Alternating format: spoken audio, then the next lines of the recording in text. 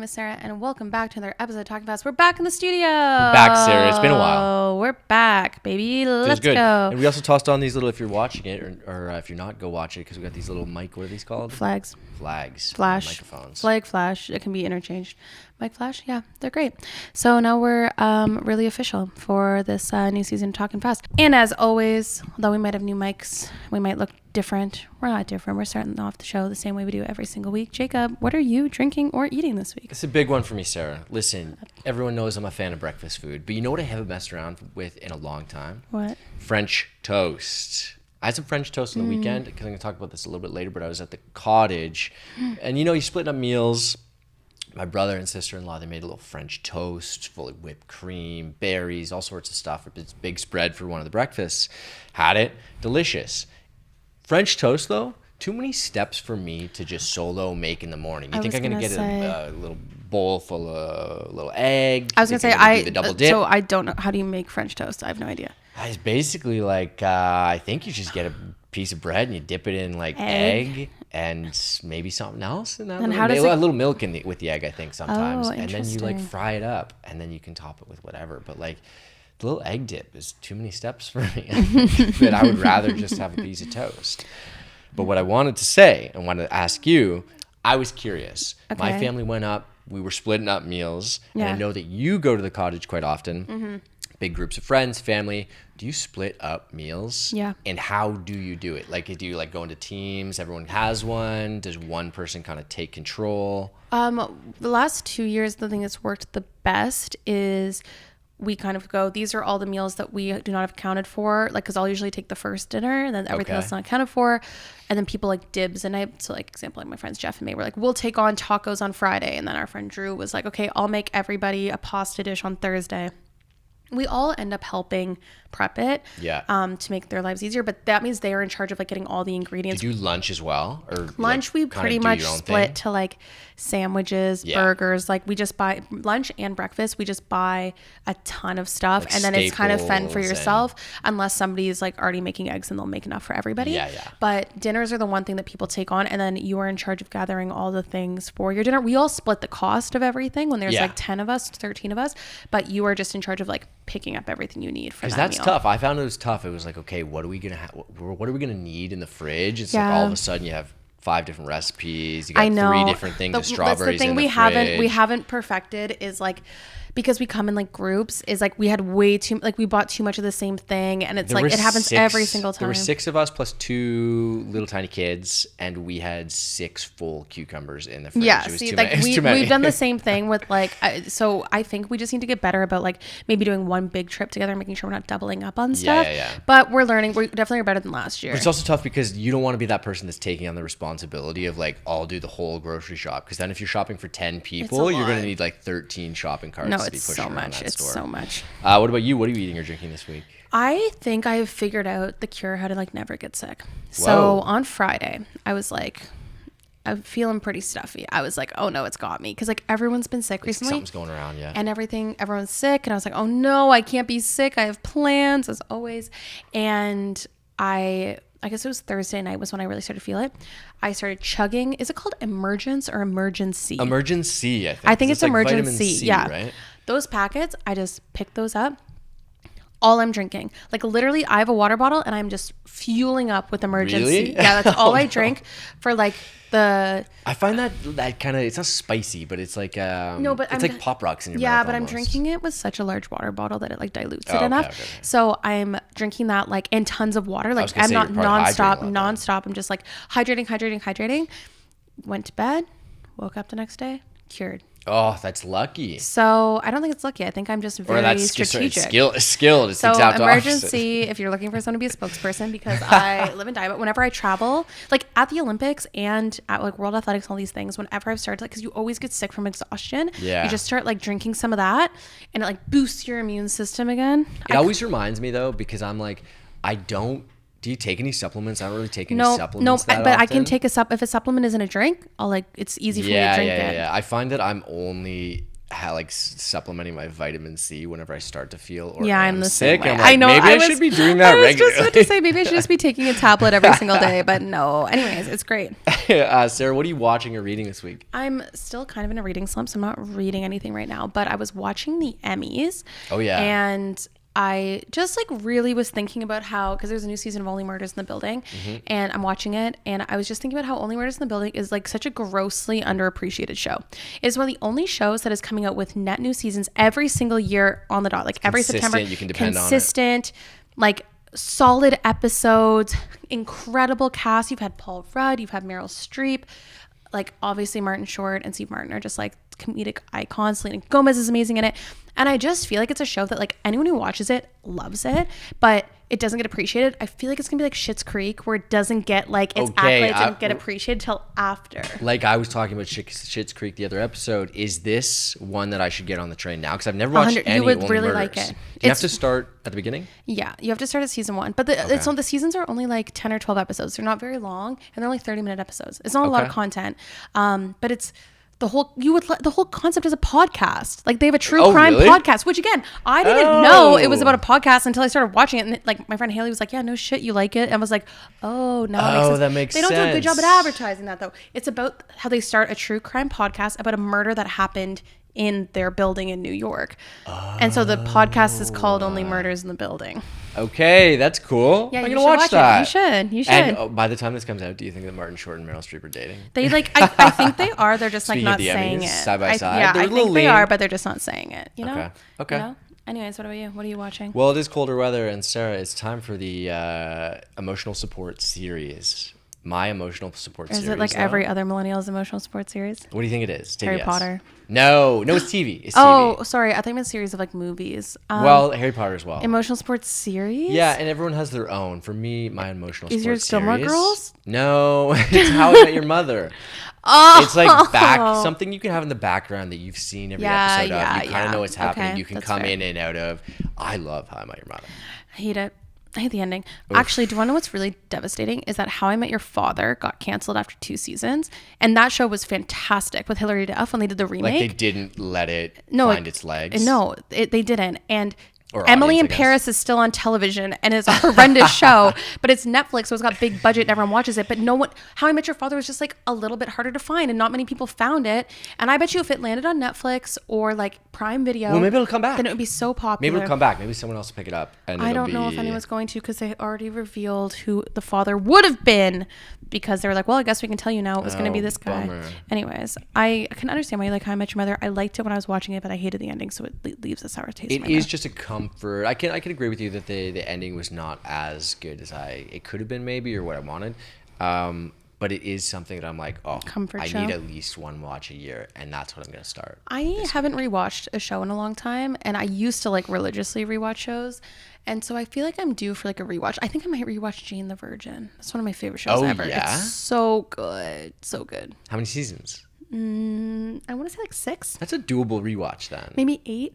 Yeah, it's a lot. It's enough that it's like a commitment, but it's not so much that it turns you off of it, you know? 100%. What are you listening to? Okay, I'm embarrassed about this one because I feel like several episodes ago I was just like, oh, this is so cool, Sarah. Suki Waterhouse released an EP.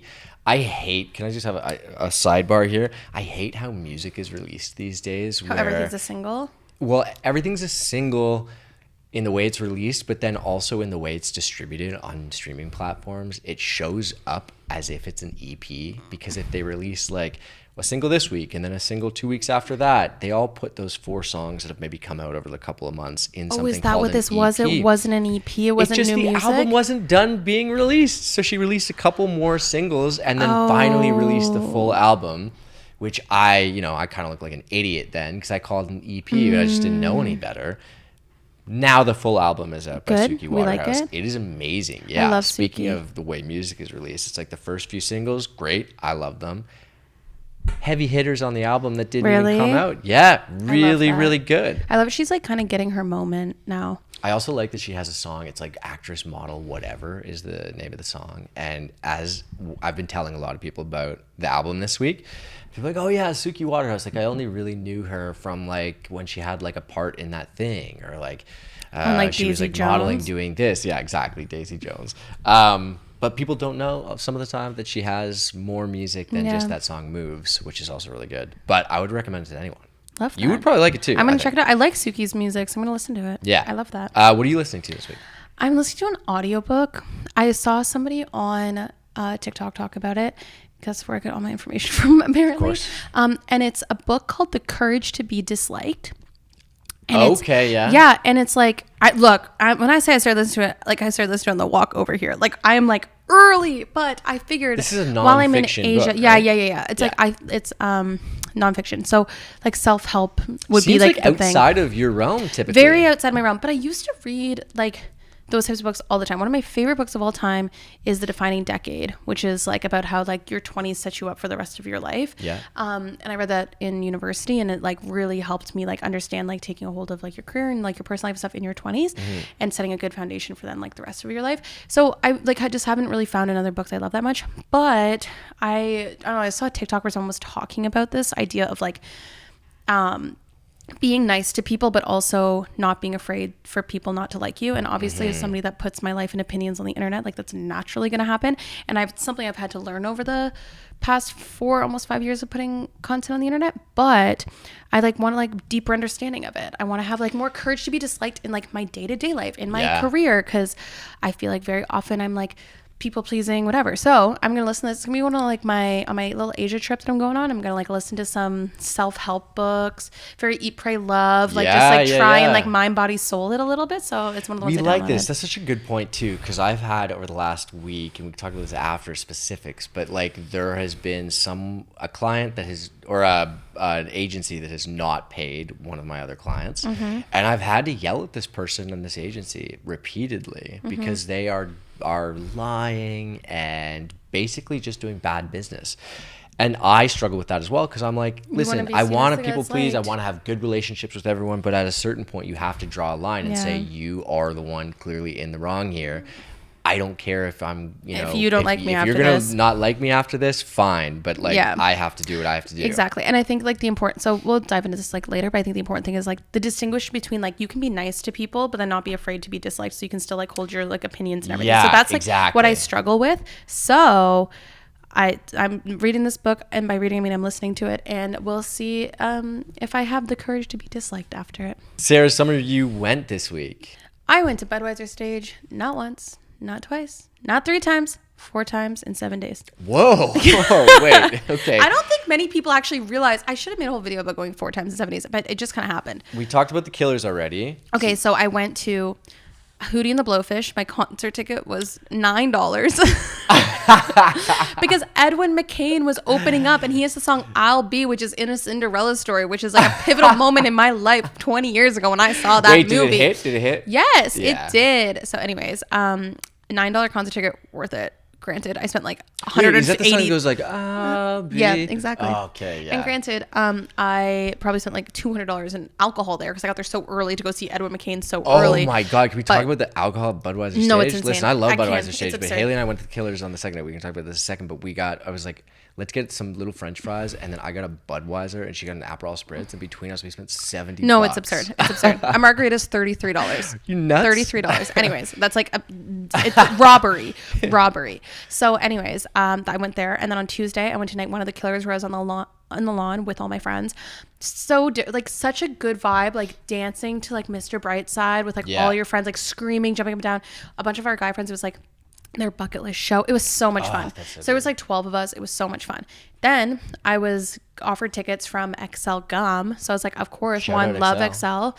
And 2, I'm not going to say no to tickets in a box. And also I was like, the Killers are one of those like bands that I know changes their set list, so I knew it would be a different show, different experience. Also, like actually being able to see the stage versus being on the lawn. Like the lawn, I'm not like trying to really pay attention to the show. The lawn is overall vibes. It's for vibes and listening. Yeah. Then the seats are for watching.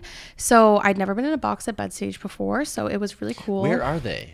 They're just at the top of the 200 level. You know that path in between? Yeah. Like it's just there. So it was great. So there's no one in front of you sitting there, and it was so much fun. And like they totally changed the set. I really appreciated that it's like a completely different concert. They basically treat it as if you're going to go to both nights because they played totally different songs. They play the hits, obviously. But yeah, a lot of deep cuts from the second night, which was really cool. Yeah. And overall, like the energy was better night too. So I was really happy I went to both of those. And then on Saturday, I went to John Party, which Right. I thought I saw big crowds at the Killers. John Party was absurd. Really? I didn't know that many people knew John Party, to be completely honest. And No offense, John Party, but I didn't know you. I did not know. Absurd. It was so packed, like literally like insanity. No way. Insane. Also different crowd because it's Saturday night. It's a country Yeah, concert. It's a lot younger yeah. crowd. But yeah, those are the 4 drastically different shows I went to. Different vibes. Everyone was a different vibe. I'd say Hootie, I was on the lower end of age. Killers, it was like Probably smack on. smack in the middle, demo. And then I felt old at John Party as it was just a lot of university How many shows students. at Budweiser Stage have you hit This entire summer? Yeah, probably a lot, eh? Maybe no, not as many as I normally do. Maybe only like 8 to That's 10. pretty good. That's a 10 pretty good maybe, list, though. maybe 10. Granted, I live a 20-minute walk from it, so I would not go to something like Hootie and the Blowfish if it was going to take me a long this Uber is and all what I this was stuff, gonna right? Say is like as someone who lives in the East. Oh my God, End how and long did it touts take the you to get East End home? Always, it's not that bad, but we bike. Yeah, smart. That's the best way to do it. But it's because good luck getting an Uber. Where's somewhere you went? I went up to the cottage with my family. Everyone wanted a this cottage was like update. the This is so first. This was exciting. like the first weekend. There was like Haley and myself, and then my sister Emma, her partner Bradley, and then Ben and Amanda, my brother and sister-in-law, and then Willow, Yeah. my first niece, and then actually 2.5 weeks ago, my second niece It's a was fresh born. baby. Remy, shout out Remy, Great fresh names. baby. Yeah, so we had the whole clan up there for the first time since it was like 3 years when all 6 of us, or 6 plus Willow was alive then. I was born then. 3 years ago. So now we're or 2 years ago. So now we're basically done the project. That's crazy. There are a couple little things to wrap up. There's always but going to be a couple little things. it's though. looking good, and it That's was crazy. nice. That's kind of where I was talking about the meals. It was nice because we're all there. Everyone was taking Yeah. a meal. And a great weekend for it too. It was good. Yeah, we got lucky. We're in the middle of September when we're recording this, when this happened. And it was 30 degrees outside and pure sun. So it was Love like a that. nice summer weekend. We got a little bit of our summer back, which is great. Love it was a that. fun, wholesome cottage weekend. And finally, what's something that you did? Something I did. So this was actually at the cottage as well. Love. I am a huge Strava fan. Everyone who follows me knows this because I am also training for the New York City Marathon, which is coming up. I can't believe that's almost here. I know. But it also feels like it's so far away because I just crested kind of halfway in my training plan. But I've been I've been hooked now after doing this first one at the lake that the cottage is on. There was this one Strava segment that's like 3 kilometers long, and a Strava segment is essentially like someone can put up a segment or design it, a little map essentially within a regular running route, and then anyone who kind of runs over that, you kind of get ranked Compared? on a leaderboard of how Okay. fast you ran it. So there was a Strava segment that I'd had my eye on for years and years because this thing stood for a decade. It was at A since decade? 2014. Strava existed back then? Was set. Yeah. Oh, yeah. I had no idea. And I was like, we can't have the fastest person on the lake be from 2014. So No, this no, past no. weekend, I had to go out there and I threw down a little 5K and I took off a minute from the the minute? next top one. Yeah, technically 58 seconds, Damn. but it was fast. And I was like, that's Damn, nice all I work. want. That's all I wanted to do. Like never all have to run year. it again. That's gonna hold up for another 10 years probably. I hope so. Just Well, don't the- invite anyone up that could beat it. Yeah, I know. Yeah, if you're faster than me and I know you, you're not You're not getting getting an invite to the invite cottage. unless you're injured. You're not getting an invite. Oh my god. But that was fun. love Something you did this week though, Sarah. I went back to Second City. So as you guys know, I used to take classes there, and I just signed up for my next session for Improv 4 Oh, fun. after a little break because I took a break for the summer. So I'm signing up with a couple of the other women that I did Improv 2 and 3 with, but I went to a Second City show, and it was actually the secondary show. So they basically have a main stage show and then the second one. It was so good because this one was a mix of sketch and improv. So like it went every other. So like it'd go sketch, then improv set, sketch, which I appreciated so much That's more. fun. And then they always do like the third act, which is Second City's famous third act, which is strictly improv at the end. And it was so much fun. I literally was like, how often are you like belly laughing? Like when you're watching TV shows or movies or whatever, it's rare that you're like in tears, almost in hysterics, laughing. And there's just something about live comedy and like And sketch specifically and improv. you have like Yeah. you're not gonna get it if it's not And unfolding it made in me front realize of you, right? how much I missed my weekly laugh sessions. And so I'm really excited to get back to it. I'm terrified because Improv 4, your final like assessment is like a show. Like you have to perform in front of people. Okay, wait. Mark your calendars right now, people, because no, not public, not for the public. Is it not? Is it not? Well, like it's public, like it's to the public for like people I know, but not to like. Okay, keep your eye on my social media because I'll post the ticket link. I think it's literally like I don't know. It's like a 10-minute. It's like a short. So wait, you're nervous about the show? Well, I'm going to be. I haven't gotten to that point. I know it's a ways away. You haven't even started the next 4. But yeah, I know. Is that? Tell me more about it. And I don't know anything about it. I haven't started Improv 4 yet. It's just that was not very yes and of me, but I don't know anything. Basically, like you do a show 4 and 5. You do a show because it's like you take everything you've learned to like perform in front of a crowd. You learn more about crowd work because right now like we like just in Improv 3 started doing like because part of the art of it is you have to know how to ask for prompts. You have to know how to interact with the crowd, and like you can't just like go up and start scenes. So you need to know like what games to play, how to introduce a game, how to explain a game, all those things. So that's like a really part of the core of Improv 4. And Improv 4 is a long form improv, meaning like 3 suggestions that you'll use for like every scene. So you'll do like a 10 or 15 minute long scene. That's fun. So we'll see. It's a good memory and stuff. I've had some friends take Improv 1, I guess. Yeah. But I think that they were interested in it just from like a public speaking general point of view. For sure. Kind of is that, not to get weeded out, but like as you progress, has the people that are in the classes, does that change at all? A little bit. I was expecting it to change a little more. There was this one woman in my Improv 3 class, shout out Linda. She was fantastic. She'd actually already gone through all of Improv 1 through 5. She retired, just like loved doing it in her spare time. And then she convinced her friend to sign up, and she goes, but I'll do it with you. So then they went back and redid 1 through 5. That's it's not like good friend. Yeah, it's not like you graduate. Like you can just I could hypothetically retake it a million times. 1 is definitely just like now looking back on it, games. Like we didn't do a lot of scene work. It's mostly games heavy. It's the stuff you would have done in drama class. 2 is I had a really intense instructor which I appreciated. He was all about character. He never wanted you to show up as the same person twice. And then 3 is like merging like scene work and character work together. 4 is more long form improv. Then 5 is like shows and polishing up and stuff. So yeah, it does change a little bit, but there is still people that are just kind of like there for the vibes. There is people there though that are like, I want to be on main stage at Second City. And I've asked my instructors, have you seen people go from Improv 1 to main stage? And they're like, yeah, more than you'd think, which is interesting. You would ever consider? I never say never. I do, like, not to do my own horn, I'm pretty good at improv.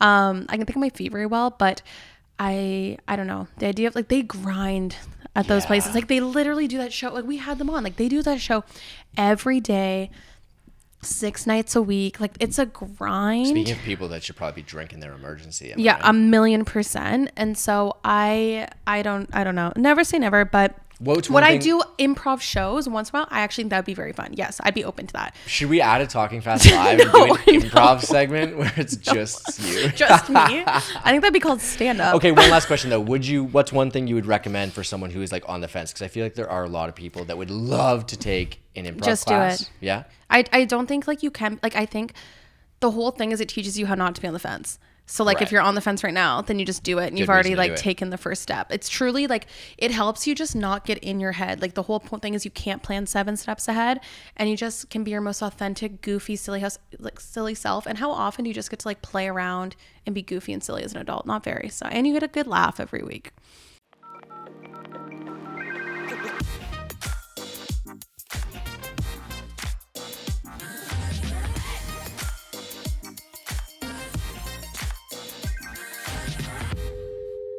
Because we took a little break, our voicemail was so full. Ring, ring, ring. Ring, ring. So full. You had to get extra storage. Do you get extra storage? How many voicemails can you? I have no idea. I honestly don't understand voicemail at all. I don't either. And I'm like, how many can you actually have saved? Like, there must be a limit. Do you use visual voicemail? Sometimes I have that feature. Sometimes I don't. I'm honestly so Wait, like when you leave someone like a FaceTime? No, like, I have no idea. It's like when it comes up and you just hit play on your iPhone. No.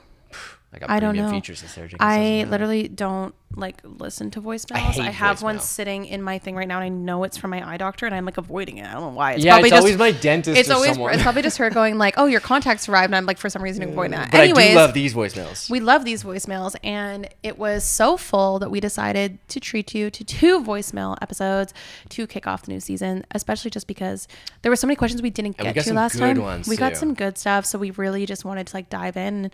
I mean, selfishly, these are our favorite types of episodes. We got some dramatic ones as as well this week. We love the drama. Stay tuned, and let's dive right into the voicemail. Jacob, do you want to kick us off with the first question? Yeah, this is a good one because I like this one a lot. Tips for someone who hates flying. You do a lot of flying. I do a little bit of flying here and there. Are you an anxious flyer? I was originally because I thought a lot about it.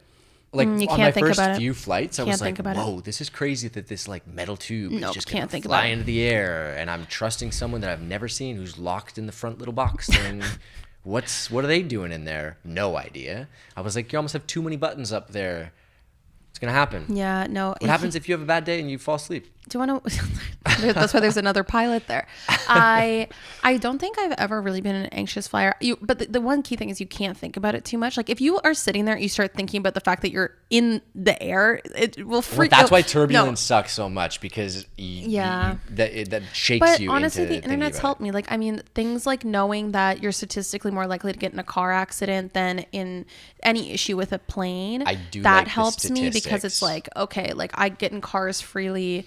All the time. Something like 80+% of issues with a plane, whether it's crash or mechanical malfunction or something, happens in like the first 5 minutes of your flight. Yeah. So it's always taking off, you climb, and then I'm like, okay, we passed that kind of 5 minute threshold. We're good. And also, like as annoying as it is, like when things get canceled or mechanical issues or whatever, I just always know they take an abundance of caution. Look, when you see like the stuff like the window flying off, the door flying off of that one flight, obviously that stuff's planes like but disappearing. Social media makes it like feel like that stuff happens way more often than it does, but I think the main thing is you just can't think about it. Like just do all the things that you can to distract yourself to make flying like what I do. And maybe it's the reason why I've never gotten anxious while flying is I look forward to flying like as much as I do the actual trip itself. When I go to Asia, granted, I booked on credit card points and I will be flying business class the entire time. Fancy. But I make sure that flying is part of the experience. So for me, I never buy the plane Wi-Fi. I never log into the plane Wi-Fi because to me, it is the only time in my life I'm so uninterrupted and I can just focus on a book or a movie or staring at the window. My notes app, I have so many great brainstorming sessions when I'm in the air. It's like my only real me time. I get that. And when you think about it that way, it's like really special how often you just get to have a great excuse of, going in the air, won't talk to you for 4 or 5 hours and then you can just like disappear. It's kind of lovely. Yeah, 100%. I also, and this might be a weird one, but like I plan little plane in-flight vacations, which is like when I'm going to get up and go walk to the washroom for a little stroll time. Oh, I like that. Just to, one thing that if I have anxiety, like in a flight, for example, there's nothing worse than being like, I'm contained to my seat. I'm like strapped in with my seatbelt. Loosen the seatbelt, get up, go for a walk, use the washroom, come back, get ask for a drink of water or something. It's great. Also, speaking of like pre-flight tips, one thing that I do like, speaking of statistics and all that kind of stuff, I watched a lot of like, they're really boring, but it's like How It's Made style, like plane. Yeah. Information videos like that. Videos? Yeah. And like, because you're right, you see headlines of like plane doors flying off, but then you watch one video about like the physics of how that all works, and it really is not likely to happen. Yeah, exactly. So it's not. And so, and I also, maybe it's about, I kind of live my life with the mentality of like, if it happens, I won't remember it anyways. You know what? That sounds bad, but it's the truth. When I started dating Haley, and she's changed my mind about it, and I don't know why, but she did a good job. Congratulations, Haley. Now I wear sweatpants to the airport. Yeah. Or you never joggers? Never. No, I would always wear like a decent outfit. Because I'm like, if this plane's going down, I better look half okay.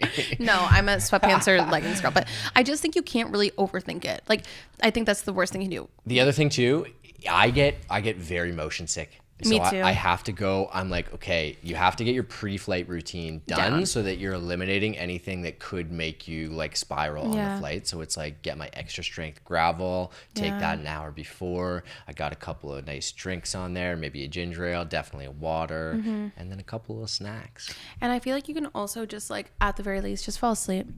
Just go to sleep. Like put headphones in and like knock yourself out, go to sleep, and then you'll wake up at your destination. That's kind of the best scenario to be in anyway. I was going to say, at the end of the day, just like try to escape to your happy place and meditate on that you're going to be somewhere cool hopefully soon. This next question is, I just quit my job, in brackets, due to emotional distress. I am so sorry.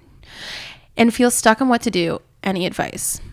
First of all, congrats. Congrats on quitting your job. It sounds like you did something good. No, for your mental health, that's important. And not many people would actually take the time and courage to actually jump ship like that, it's like, I feel like most people don't realize how much emotional distress their job can be causing them. And sometimes like, it's obviously like financially and stuff, like getting away is really difficult. So that's very impressive. But I think like you say that you feel stuck and on what to do. I mean, I think that's kind of the beauty of this time, no? That you can kind of like do whatever you want.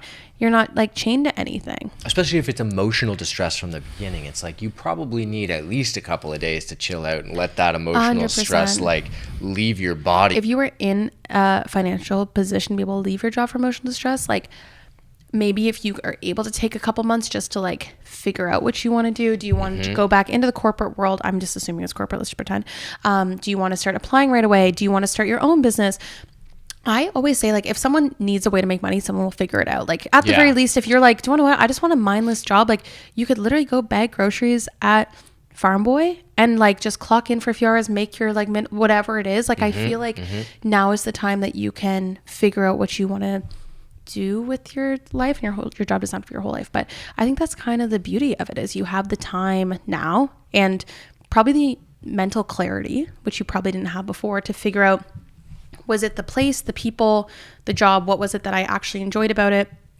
Was it a mix of all of them that you disliked? And maybe if that's the case, are we looking at going back to school?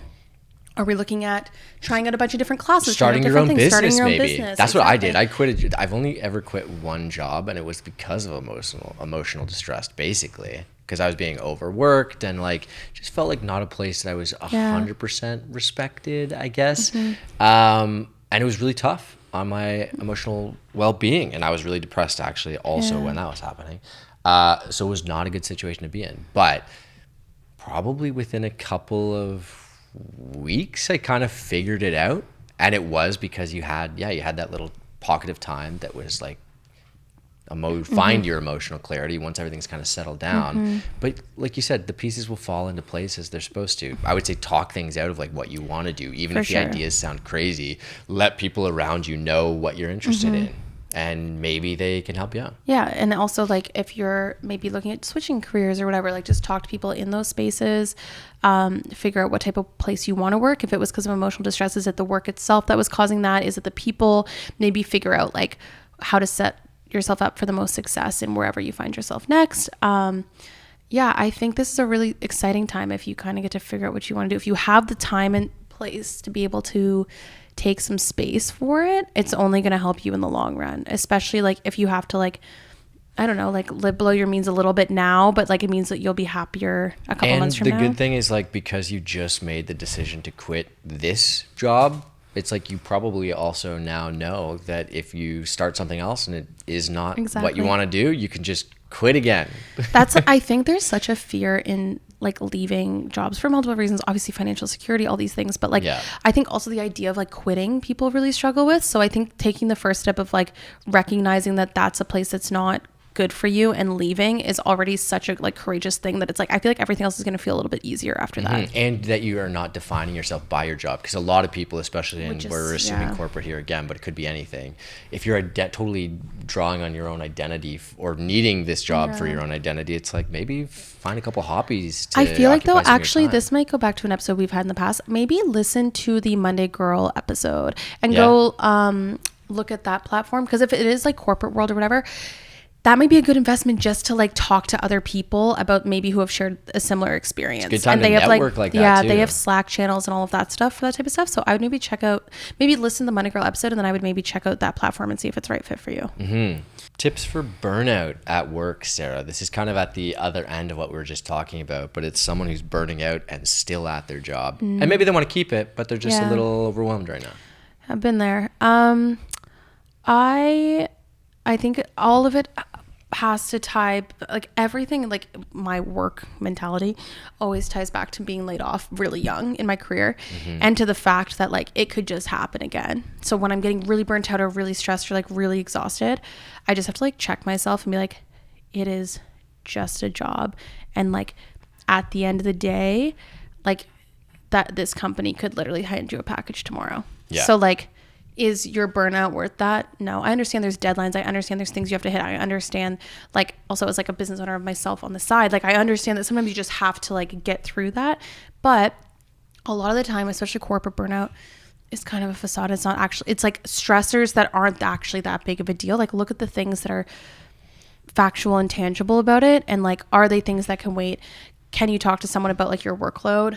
I would say that, yeah, 100%. The biggest one probably is communicating, being like, You have listen, to communicate it. You don't have to say I'm dropping the ball on this, but it's totally fine to say like, listen, I'm not going to be able to meet these deadlines anymore for this, because if some things kind of drop by the wayside because you're actually not able to handle that right now, if you're burning yourself out and trying a little bit too hard to keep all of those balls juggling up in the air, you're probably going to drop everything, as opposed to kind of regrouping, maybe pushing some deadlines out a little bit, and then, you know, the stuff that's really important, you're not totally. And most companies want you to succeed and want to keep you. So it's like they don't want their employees feeling burnt out. Like Nolan was actually a great example of this. Like earlier this year, like his job was like killing him, like literally, like, and he's a lawyer, like I get it, it's like long hours, like that's like the job, but it was to a point where it was like he was taking on so much from all these other different like partners and whatever, and he then went to them and said, I am literally not going to make any of this work because I have too much on my plate. Like give me the priorities, like let me take a smaller workload. I'll work the right amount of hours still, but give me a smaller workload and I can do all of them. And then his like percentage of cases that he actually like closed and like settled went up, because it was like you were able to focus your energy on doing those like three things really well. You can be an all-star in like a few, as opposed to trying to do like 7 things like half-ass. And so I think a lot of and he never thought he could ask for that, and then he did, and they were like, yeah, of course we don't want you like leaving and burning out. This is the other thing. It's like, I also understand as a business owner and people and anyone who's just had a job probably is like, business is business, and at the end of the day, more often than not, people are probably in positions of power going to err on the side of wanting to make as much money as possible. So it's like, if we can say yes to bringing on 100 projects versus 50, yeah, of course, oftentimes they're going to say yes to that. But at what cost? Well, exactly, at what cost? And, you know, empty mouths are not going to get fed. So that's if the you key don't thing. ask for it, and you don't say, hey, what if we try 75 cases instead of they don't want to hire a new 100? person. Like they don't want you, for sure, they don't want you burning out and then being like the person in the last question and quitting because of emotional distress, which becomes way more expensive. It comes way more. Everyone knows it is statistically way more expensive to hire and train a new person, because you don't actually get the productivity out of them until almost a full year into their job, once they've figured it all out. And as someone who's hired people in the past, it's like, if you are coming to me and you say, hey, listen, I'm burning out right now, I need, you know, to rejig some of the responsibilities. Could I have this? Could I have that? A little bit of time off, this and that. I'll probably respect you more, honestly, because you're doing me the service of trusting me with that information and wanting to maintain this working relationship, which is better for everyone. And then as long as you're doing good work the rest of the time, like, then you're fine. Then you have that trust too, right? Like if you're somebody that's like never working and like whatever, obviously it's all about trust, right? So like you have to like build that trust for that. And if you're burning out, my guess is you're somebody that is a trustworthy employee that's like working above and beyond your expectations and trying really hard. Yeah, I don't know how many poor employees really burn out. No, you know? And they don't. They don't. They're just complacent. So you're probably doing good work. You're probably doing good work. So that means they trust you. So that means if you are telling them it's too much or you need a break or something, then it's like, maybe take a step back, maybe not lead this project. It will help you in the long run. Yeah. Interesting question. Will Jacob be adding songs to his Songs of Summer 2024 playlist? Listen, I didn't know this was something that people actually wanted. Speaking of dropping the ball a little bit, I feel like I maybe dropped the ball a little bit on Songs of the Summer 2024. Granted, we pre-filmed the entire summer, and then it wasn't as current, and then like didn't have a lot of opportunities. We had a little break, so I feel like maybe Jacob's Songs of Fall. I think so, and I've got some songs of Jacob's. I feel like you like cozy vibes, so I feel like cozy vibe music. Jacob's cozy fall songs of 2024. Jacob's cozy fall songs. That'll be the new playlist. But you know, it was also because I feel like halfway through the summer, all of a sudden, it was like, oh, you're either Chappell Roan or you're Charlie XCX. Sabrina Carpenter. Okay, maybe I'll toss in Sabrina Carpenter. But it's like 3 people, and oftentimes you're not getting a totally dominated summer. Yeah. Pop Girl Summer. Yeah, it was a Pop Girl Summer for sure. It was a Pop Remember Girl that Summer. Shabuzi song?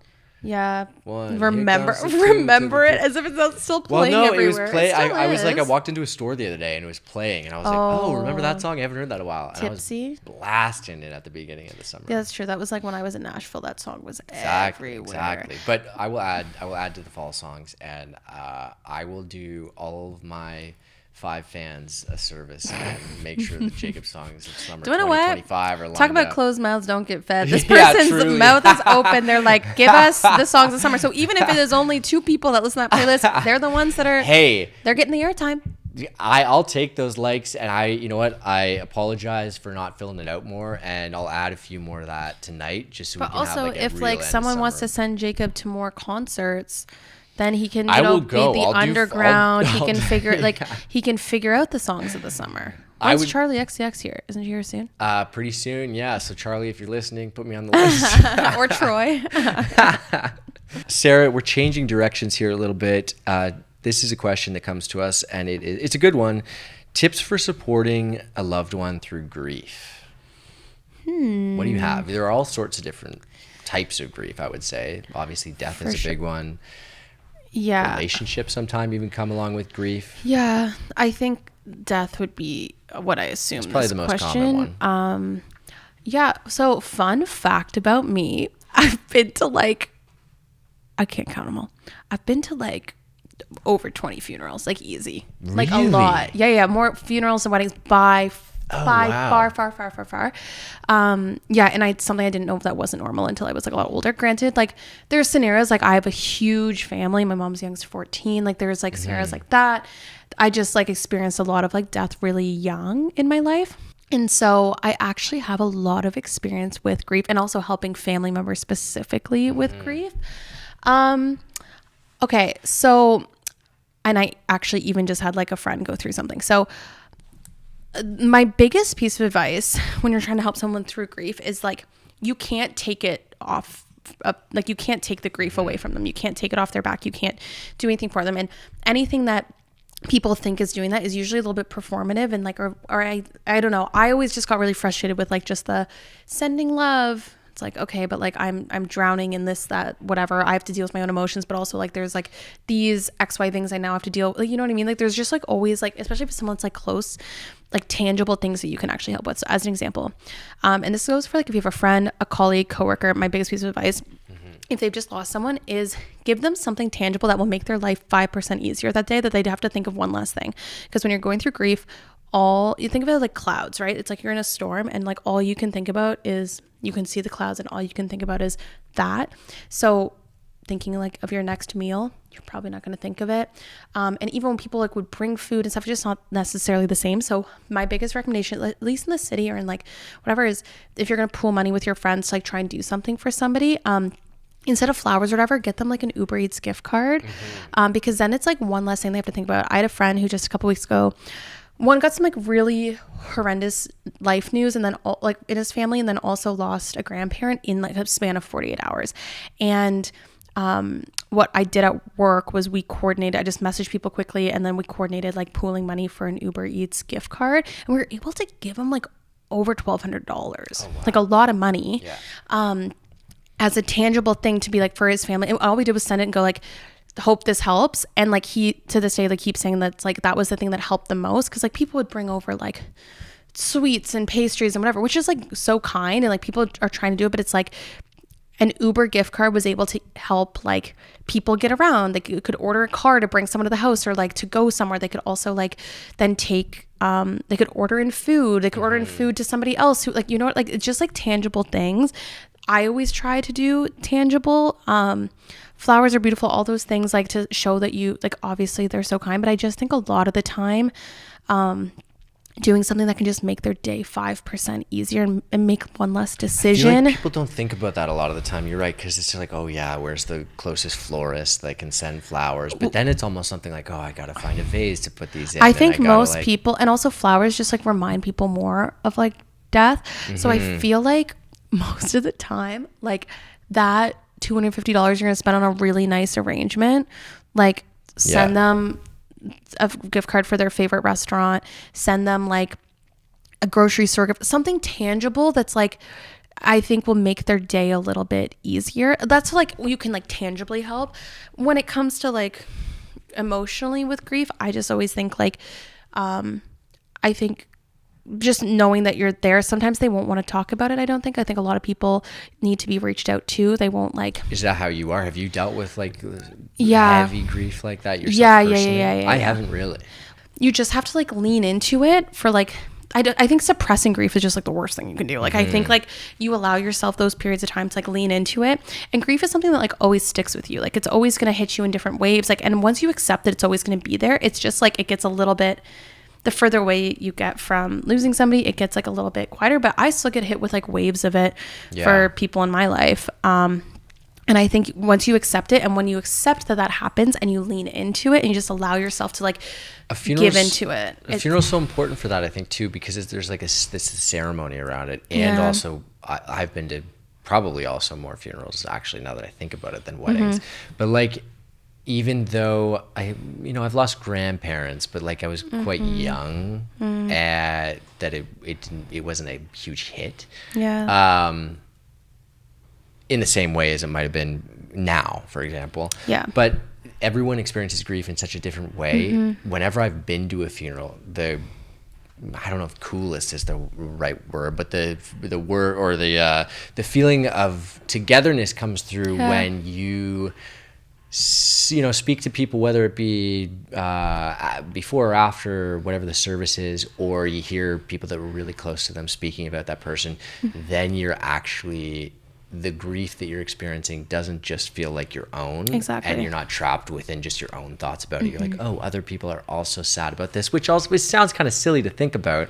Yeah. But when I've heard people, explaining stories that they have with people, it breaks you out of it. For sure. And I think, I don't know, I just think that comes to lean. I used to like really like avoid, like I used to get so anxious about funerals. I used to get so like in my head about them. I used to like not want to cry. And I think you just have to let yourself feel whatever it is that you're feeling. So for your friend, I think also just like being there for them and whatever things that they're feeling. I do think sometimes when people, if it's someone really close, if it's a sibling, if it's a parent, if it's anything like that, I think sometimes the best thing you can do is like go out of like your way to bring them back out of their shell a bit. I think it's really easy when you're in grief to like become your world to get really small. So I think doing, like I've said, the tangible things are like the most valuable, I think. I also, there's grief up for like the living too. And I've had friends that have had to go through horrible things with their parents, whether it's illnesses or whatever. And sometimes they'll like go into holes and like won't respond for a long time, but it's just a matter of like not being like, oh, they're not responding to me, they're not whatever, just like constantly reaching out. Like as an example, like I'll always send this friend an invite to things, or I'll always give them a heads up when we're doing something, or I'll always like reach out. I might not get a response, but they always know that they're included, even though they're going through a really difficult time and don't necessarily have the time to like, I don't know, respond or like anything like that as well. So I just think that if it's like a friend going through grief, you just have to like be there in whatever capacity and understand that like things, the way that they're acting may be a product of grief. And so sometimes if they go into their shell a little bit more or something, it's not who they are forever. It's not the person you're friends with. I just think everyone deals with it differently, especially if it's like a major loss. I hope that was good advice. I feel like I just like, I think so. Went. I feel like that was just such a switch up. I went all quiet and started talking more to summer to grief counseling, to songs at a funeral.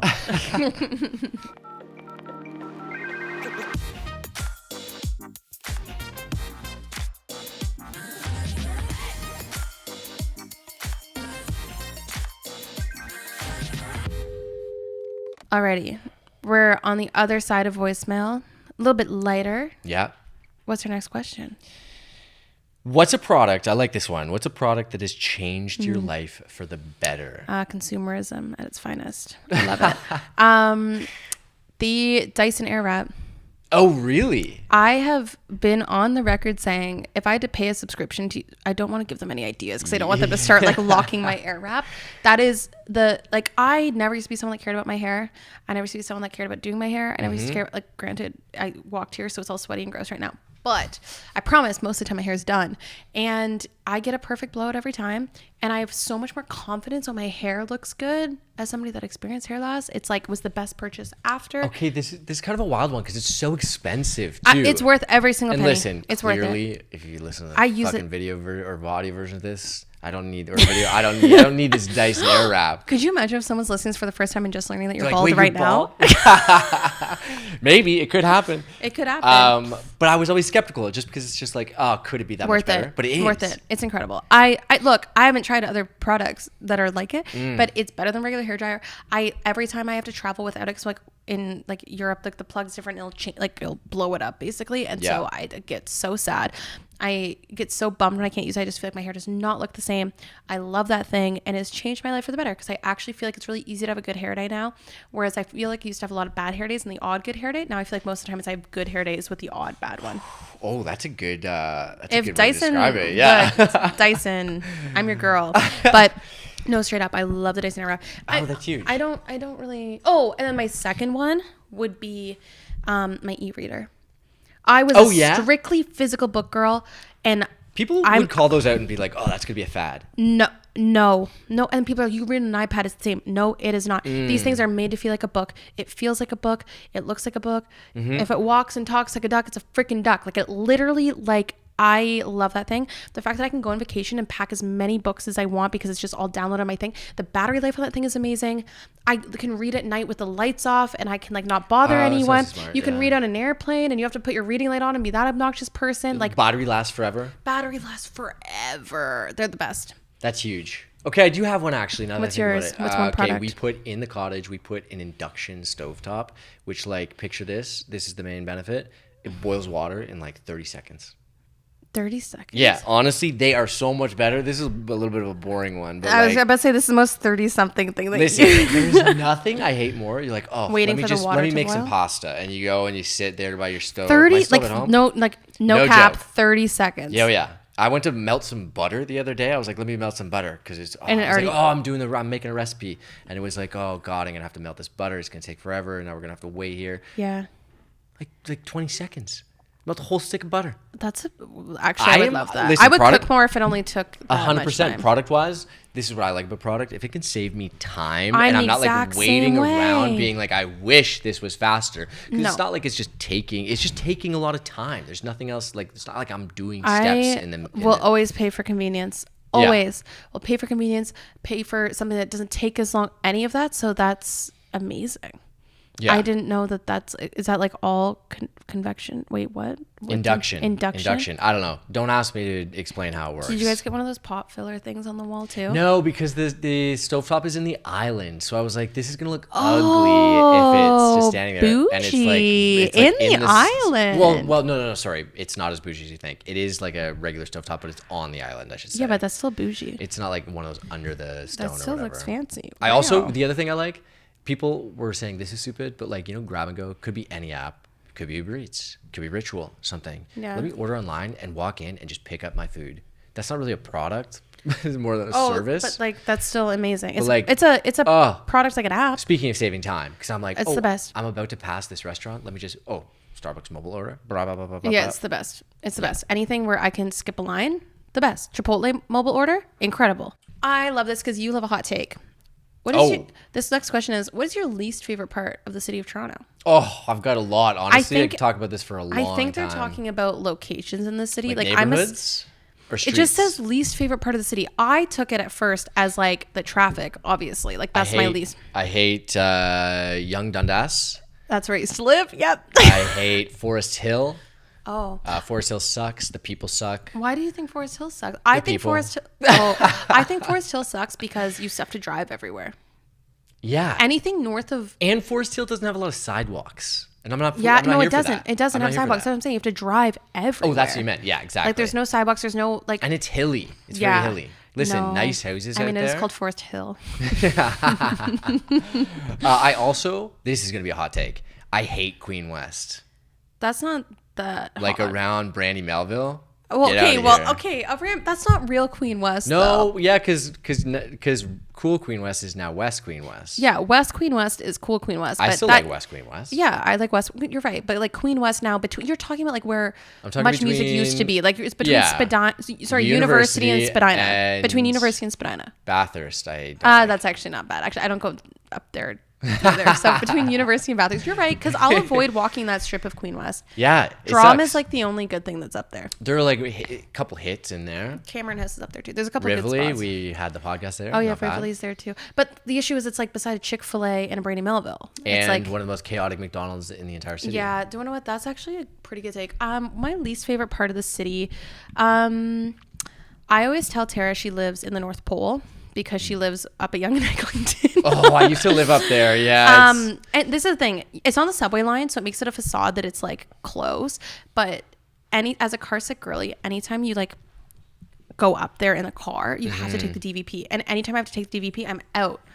Every Uber takes me on the DVP. I love the DVP. Oh, I love driving on the DVP. No, I hate it. I hate driving on the DVP. And it takes me there, and I get car sick every single time I drive up there. When I take if I have time to chill and take the subway, it's fine. I think Yonge and Egg is like a nice enough area. There's some beautiful houses. There's lots of places to walk, and there's transit up there at least. But my issue is Yonge and Egg feels the same as Yonge and Dundas Square, and it's further north. So what's the point? It's a worse Yonge Dundas. Exactly. And it costs the same to live up there. When it used to be way cheaper to live up there, I think that was a different discussion. But like, although I will give them a shout out, they have the better pie. A lot of people love pie downtown. There's a pie uptown. Yeah, the pie uptown's really good. They're 2 floors. Pie it's uptown, cool. yeah, pie uptown is very good. You're right. Look, or Midtown, you mean? It's not uptown. Midtown. Yeah. Okay, no, this is my other hot take. Is I consider Yonge and Eglinton uptown. No, I would too. I would consider Midtown Young and bluer. That's Midtown to me. Is that considered downtown? Like, yeah. No, you're lying. Yeah, like I think anything these days like south that's of ridiculous. DuPont, maybe even south of St. Clair is downtown. No, that's stupid. My downtown is below Bloor.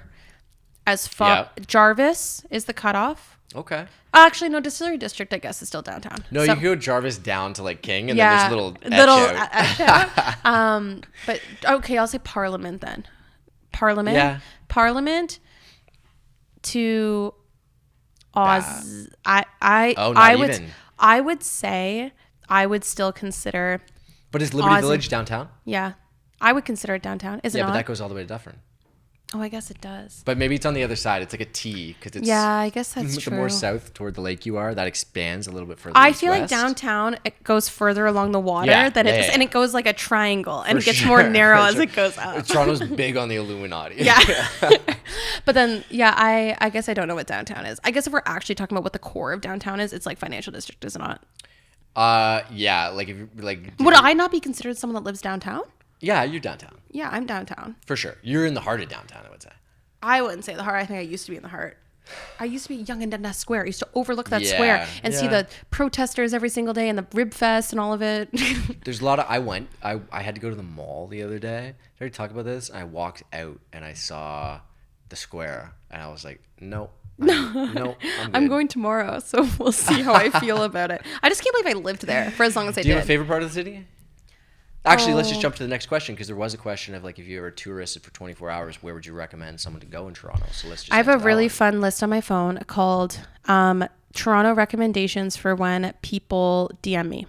You can DM me for this full list. I will never post the full list on the internet because one time I posted about my favorite things in Toronto, I got crucified by all like the. Wait, what's included? Are we talking restaurants? I've got coffee, restaurant and food, bars and nightlife things to see. Okay. I think if you have one day, it depends on what day of the week it is. I think St. Lawrence Market is always 10 out of 10 worth it to go. Agree.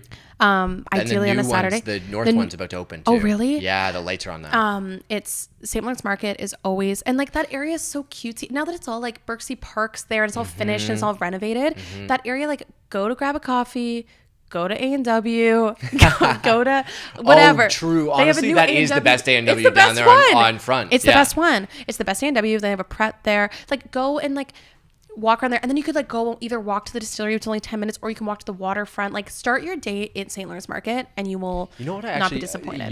Betty's is no longer there. Now Betty's is in the East End and further East End. I used to go to A&W and then go to bring that food into the bar.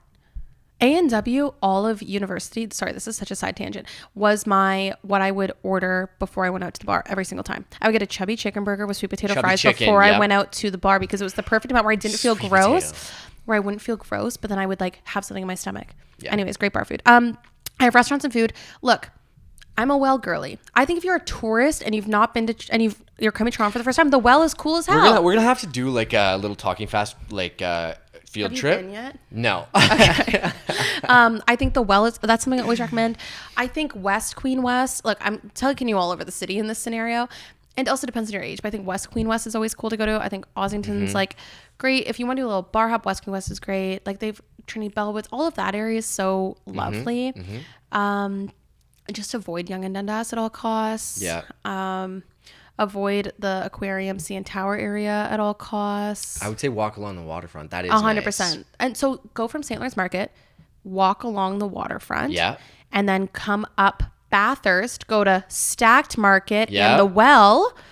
Oh, to that's a good Bang little Bang. loop. That's a great loop. And then if you really want to keep walking, then you can cut up Niagara Go to or- Ossington. and go up towards West Queen West and go to Yeah. like Bellwoods, Ossington, that whole area.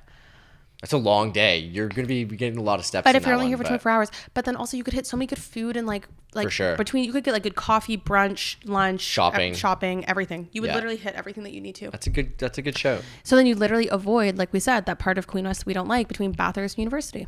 And you avoid a lot of construction too. You also avoid a lot of construction, especially if you're walking. But if you ever are looking for recommendations, I do have a list on my phone. Just shoot me a DM. I almost always respond. I just copy and paste the note and send it. I also have it for Halifax too, if anybody ever needs it. Sarah, one of the last questions, goals for the rest of the year. Do you have any?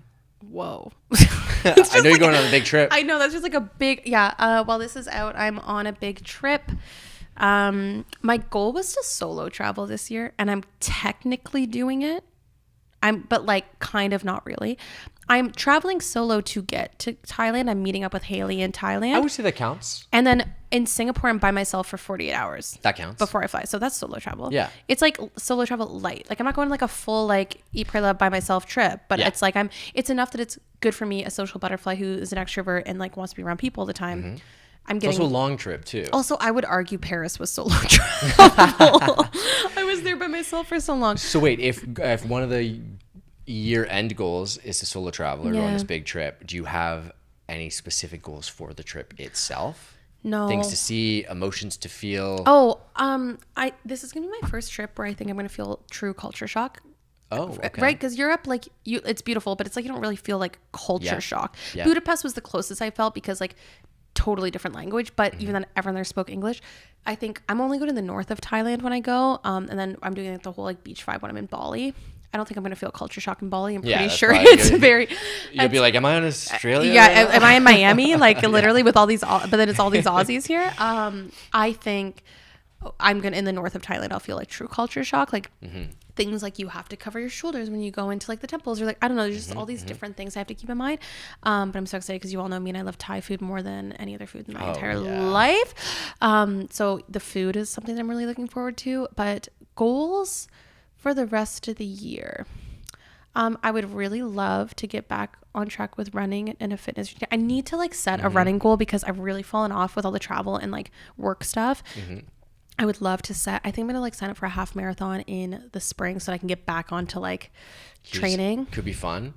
A trip. Yeah, that could be fun. I've wanted to do that. Wait, would you do it with me? Where are you going to go? I'll go.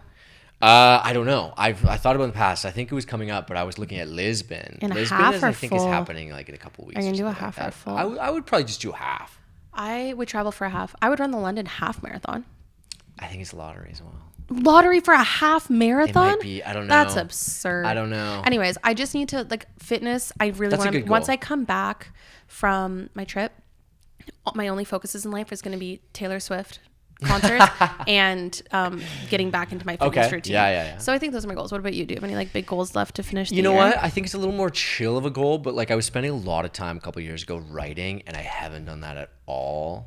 Like just like stories? Yeah, a Books? little bit. Some of it fiction, some of it just like journaling. But I just Oh, I haven't love been that. doing Yeah. any of it recently. And I have had this thirst to do it recently. Oh, I love that. Yeah. And then Oh, I have another one. Okay. Mine is like financial goals, not in the sense of like Oh. trying to make a certain amount of money, but I've always, and like we could do a whole episode on this. I've always been very avoidant with money because I didn't grow up with money, so Are we like I talking don't. like investing, RSPs? I'm good at that. That was my goal last year, so I'm good Okay. at. I just want to like be better at budgeting and like being aware. I'm really like Do a you budget mind. right now? Like, do you have a No. budget? No, and we've talked about this a million times that I don't have a budget and you do, and my you love spreadsheet. budgeting, you have your spreadsheet. So if you'd be willing to share a blank spreadsheet with me, let me know. But that's a goal for me for the end of the year. Is Okay, that's good. I want to start January 1st, 2025, being a girl that budgets and knows where my money is and knows where it's going and how it's growing, and like not being oblivious to it. Like I really good at like TFSA contribution, like RSP, like having it all just like do it automatically, but I don't really ever check in on stuff. Here's what I like about budgeting outside of just kind of being like, am I living within my means? Am I investing enough? Yes, that's good. Okay, that's covered. The other thing I like about it though is that when you see your spending habits in front of you, that can have positive impacts on overall lifestyle. I was like, when I do that often, because I'll check in monthly, probably with like rough spending and that kind of stuff, and then more of a quarterly and then a big yearly kind of look at budget. No, I'm so scared. But like when you're like, ooh, am I spending a little too much on Uber Eats? I think I literally finance Uber. I think I literally finance Uber. Like between getting in Ubers and I don't even take Ubers that often compared to people I know. And between that and Uber Eats, like I Uber Eats Pret a Manger 3 times this week. It can be a positive thing, is what I'm saying. Is that you're like, do I want to be doing that? No. And it's not even like shaming yourself. It's like, could I just be spending money on something making else. more meals or another passion or something like that? And like, where can I rejig that? So that's a good one. That's budgeting by the end of the year is a big goal for me. I've always lightly did it, but I'm very avoidant with it. So if anyone has a good spreadsheet, I have one more goal. What is it? It's I didn't travel anywhere in the winter, this past winter. Yeah. I want to go somewhere hot. So I want to like figure out a trip. I love that. I'm going on a cruise. Oh yeah. Yeah, I had to pay for the rest of that today. That's why I got panicked about budgeting. Yeah. I had a lot of things come down today that I had to pay for all at once, and I was like, "What the hell?" Well, I better get back to work then, Sarah. Yeah, so you should earn some dollars. Earn some deals. I got to pay for this cruise. I need to go on a slight tangent. I understand it's Christmas time. Flights are expensive. What? No, we're recording this in September. I know. Flights to Fort Lauderdale. Tell me why they are you're going on this cruise on Christmas. Yes. Okay, it's gotcha. On the 20th. Like I'm leaving not even on Christmas. I'm leaving the week before. And the flights. What does it cost? People want to know. What does the cruise cost? Cruise, it depends. Like I think we're taking a Royal Caribbean, which is a nicer ship. So I think it's like $1,600 a person for 8 days. Oh, that's 8 days. not that bad. But you have to pay for the flight to get there. So a flight to Fort Lauderdale is normally like $300 round trip. Tell me why it's $1,100. It's almost the cost of the cruise. No, it's literally. It's to the point. And there's no open bar. It's to the point where I'm like, am I gonna drive? Like, I'm not that cheap. I'll end up paying, but it's absurd. I was looking at everything. I'm like, what if I leave? You know, you almost do. You do Does an airline want to? You book an all-inclusive and get off. Includes a flight, and then you get off. Yeah, you hopscotch it or whatever they call it. Yeah, people get on no-fly list for that though. I don't want to get on no-fly list. Look, I've even looked at, because this is the thing. I don't want to have a million stop. If I want to do it really cheap, I don't care about a layover. I'll do a layover, but the issue is it's Christmas time, so like the risk of like weather and getting stuck in like New York, New Jersey, or something like that is too. Like I need to try and get as south as possible in case I do have to drive. So I'm like, I'm at the point where I might just fly to Atlanta and drive the 9 hours after that, because it's absurd. That could be a fun little road trip. And it could be content, and then it's a write-off. Anyways, I just need to go on tangent. It should not cost anyone $1,000 to fly to Florida. That's crazy, yeah. That is more than any flight to Europe I've gone on in the past 3 years. And no offense, Florida, but it's Florida. Literally, it's Florida. Anyways, this has been a great voicemail episode. I feel like we had some good energy, some good questions. We literally covered it all, from death to Jacob's playlist, everything in between. As always, if you have a question for us, you can send it to us at Talking Fast Show on Instagram. You can also email us at talkingfastshow@gmail.com. Give us the juice. We can give you life advice. We want cheating boyfriends. We want, am I going to leave my job? I want scandal, everything. We love reacting to that type of stuff. And as always, just like, comment, subscribe, and we will catch you next week. Thank you for listening. We'll see you then. Bye.